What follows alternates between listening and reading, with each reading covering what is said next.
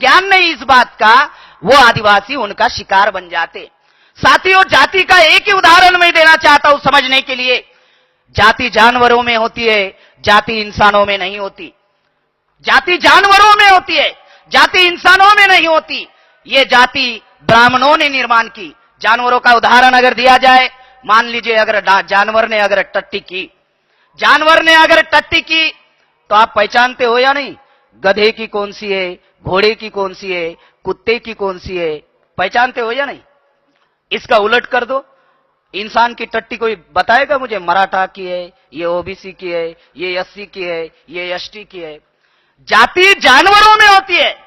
ये बात जब मैंने उनको समझाई तब उनको समझ में आई कि ये मूल निवासी की जो कंसेप्ट है, क्योंकि बुद्ध काल में जाति नहीं थी, बुद्ध काल में जाति नहीं थी, भारत में आर्य आने के पहले जाति नहीं थी, गण व्यवस्था थी, गण व्यवस्था में जाति नहीं थी, गण व्यवस्था में हम सब लोग मूल निवासी लोग थे। आर्यों के आक्रमण की वजह से और भारत में जाति व्यवस्था का निर्माण हुआ जो पुष्यमित्र शुंग ने किया।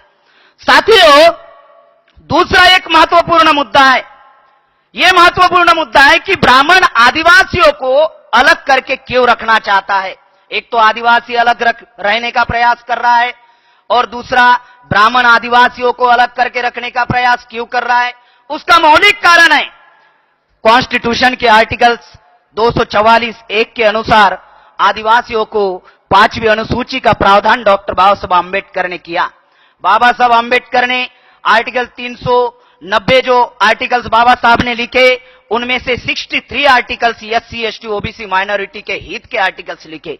और डॉक्टर बाबा साहब आंबेडकर जिस कौम में पैदा हुए, जिस जाति में पैदा हुए, जिस समाज में पैदा हुए, उस जाति समाज और कौम को जो अधिकार बाबा साहब आंबेडकर ने नहीं दिया, इतना भयंकर अधिकार आदिवासियों को डॉक्टर बाबा साहब आंबेडकर ने आर्टिकल 244(1) और 2 में दिया, जिसका नाम है अनुसूची 5 और अनुसूची 6 स्वायत्त शासन और मालकियत का अधिकार।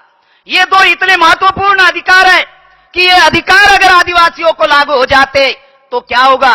ये गवर्नमेंट का ये रिपोर्ट है, ये भारत में करीबन 36 राज्य है, सरकार कहती है 30 राज्य में आदिवासी निवास करते हैं, लेकिन साथियों सिर्फ 10 राज्य को भारत में अनुसूची 5 में घोषित किया गया, सिर्फ 10 राज्य में। एक है आंध्र प्रदेश, दूसरा है महाराष्ट्र, छत्तीसगढ़, झारखंड, उड़ीसा, मध्य प्रदेश, हिमाचल प्रदेश। ऐसे 10 राज्य को भारत सरकार ने शेड्यूल 5 में घोषित किया, अभी तक लागू नहीं किया। उसके बाद में 4 राज्य को अनुसूची 6 में घोषित किया, आसाम, त्रिपुरा, मिजोरम, मणिपुर। और कारण क्या दिया? कारण यह दिया कि ये राज्य बॉर्डर के होने की वजह से यहां पे हम लोग अनुसूची 5 लागू नहीं कर सकते, यहां पे अनुसूची 6 उन्होंने लागू कर दी बॉर्डर के होने की वजह से। साथियों, ये स्वायत्त शासन क्या है? इतना मौलिक अधिकार है जिसकी वजह से ब्राह्मण आदिवासियों को अलग करके रखने का अधिकार दे रहा है।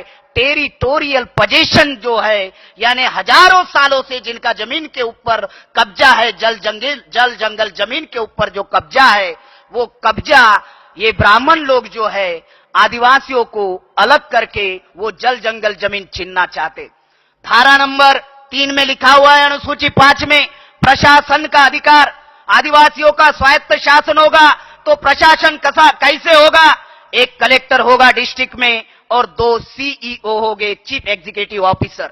एक कलेक्टर और 2 सीओ, एक सीओ जनरल का होगा और एक सीओ शेड्यूल ट्राइब का होगा, जो आदिवासी ही होगा और आदिवासियों के विकास एवं कल्याण के लिए काम करेगा। उसके बाद में धारा 4(1) में लिखा हुआ है कि आदिवासी एरिया में ट्राइबल एडवाइजरी कमेटी होगी, आदिवासी जनजाति सलाहकार परिषद होगी, जिसमें 1/3 सदस्य आदिवासी के होंगे। यानी मान लीजिए कम से कम 20 सदस्य ये एमएलए होंगे उस विधानसभा के, उस राज्य के विधानसभा के।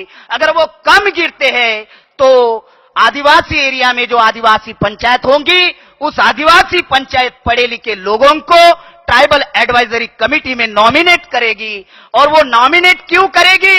अगर जो एमएलए होगा ट्राइबल एडवाइजरी कमेटी में, अगर वो कोई बदमाशी करता है, वो कोई धोखाधड़ी करता है, तो जो आदिवासी पंचायत नॉमिनेट करेगा पढ़े लिखे बच्चों को, वो पढ़ा लिखा बच्चा आदिवासी समाज को आके बताएगा कि फलाने फलाने एमएलए ने बदमाशी की। उसके बाद में धारा 5(2) में लिखा हुआ है जमीन हस्तांतरण पर पाबंदी। धारा 5(2) में लिखा हुआ है जमीन हस्तांतरण पर पाबंदी। लेकिन साथियों, ये सेज का कानून बना के, भूमि अधिग्रहण कानून बना के आदिवासी की जमीन गैर आदिवासी नहीं खरीद सकता। बाबा साहब ने लिख के रखा है अनुसूची 5 में, धारा 5(2) में लिखा हुआ है जमीन हस्तांतरण पर पाबंदी। लेकिन टाटा, बिरला, मोहब्बतलाल अंबानी आज